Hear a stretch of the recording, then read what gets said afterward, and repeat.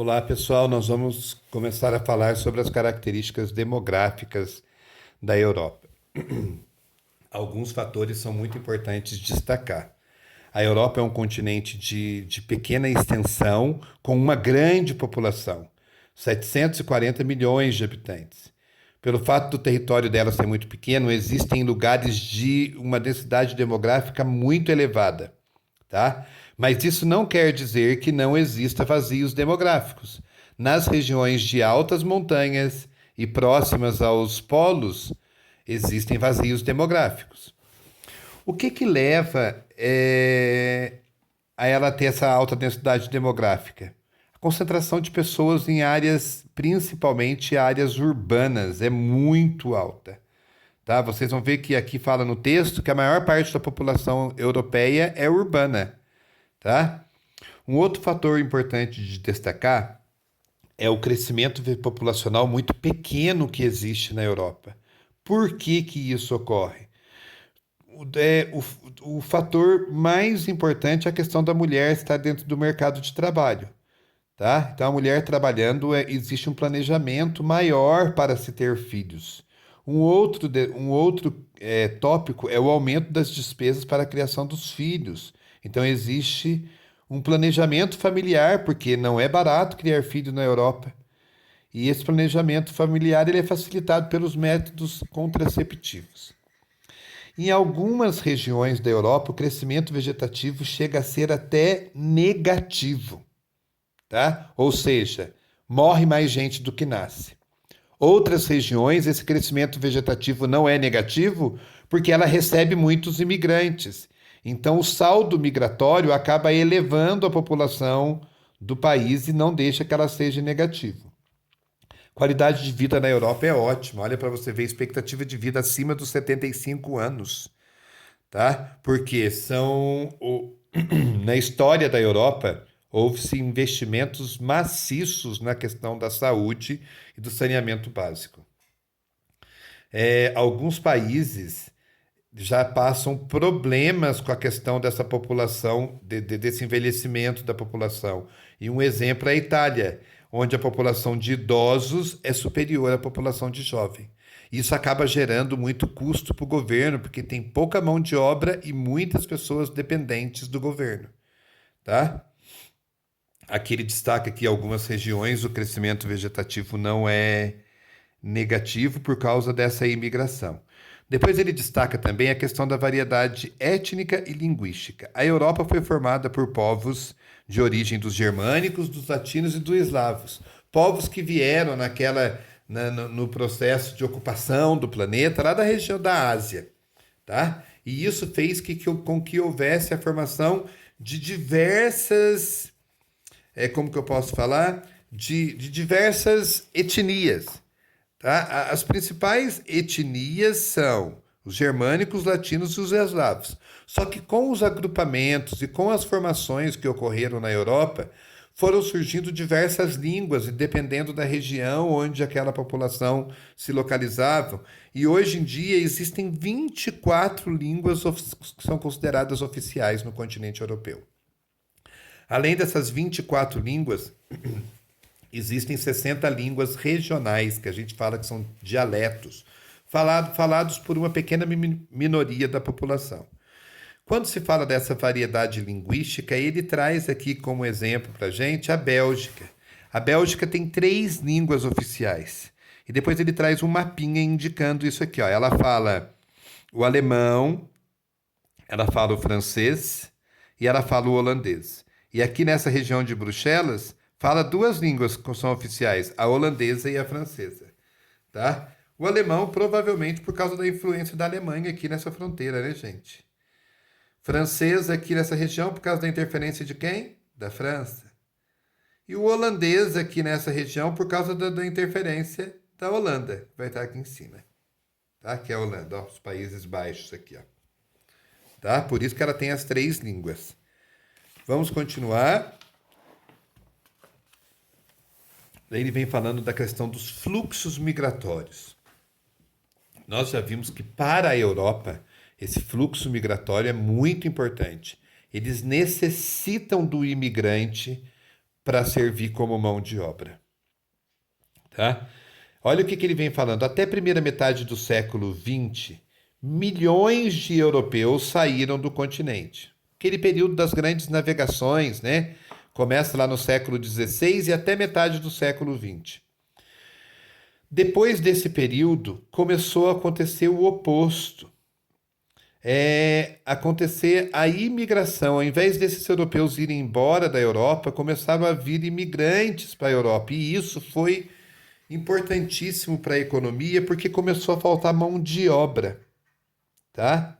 Só que em 2008 houve aquela crise econômica que ocorreu por causa dos problemas nos Estados Unidos, e estes problemas fizeram com que a Europa também tivesse problemas econômicos. Então começou a questão da oportunidade de emprego, acabou também diminuindo na Europa, tá? Mas mesmo assim, devido àquele baixo crescimento vegetativo, o imigrante continuou sendo muito bem recebido. Quer dizer, pelos governos para trabalhar. Nós vamos ver ali na frente que nem sempre pela população, tá? Depois ele vem falando quais são as principais causas dessa imigração para a Europa. A principal causa é a necessidade de mão de obra para determinar para fazer alguns tipos de trabalho, principalmente aqueles considerados pelos europeus como trabalhos inferiores, tá? E de onde vêm essas pessoas? A maioria deles vem de ex-colônias europeias, países que recebem grande número de imigrantes, a França e o Reino Unido. Eles recebem esses imigrantes principalmente de ex-colônias que eles tiveram, tá? Muitos desses imigrantes, além de ir por causa do emprego, também vão por causa do estudo, tá? Na Europa também é importante destacar que existe uma grande imigração interna, principalmente de pessoas saindo do leste europeu e vindo para o oeste europeu. Por quê? Essa região é mais desenvolvida, com melhores salários, com mais quantidade de empregos, melhor qualidade de vida. Essa região ela está se industrializando agora, depois de 1990. Então tem uma industrialização bem recente. Quer dizer que ela não tem o mesmo dinamismo econômico da Europa Oriental, da Europa Ocidental, tá? A Europa Oriental é um pouco menos desenvolvida.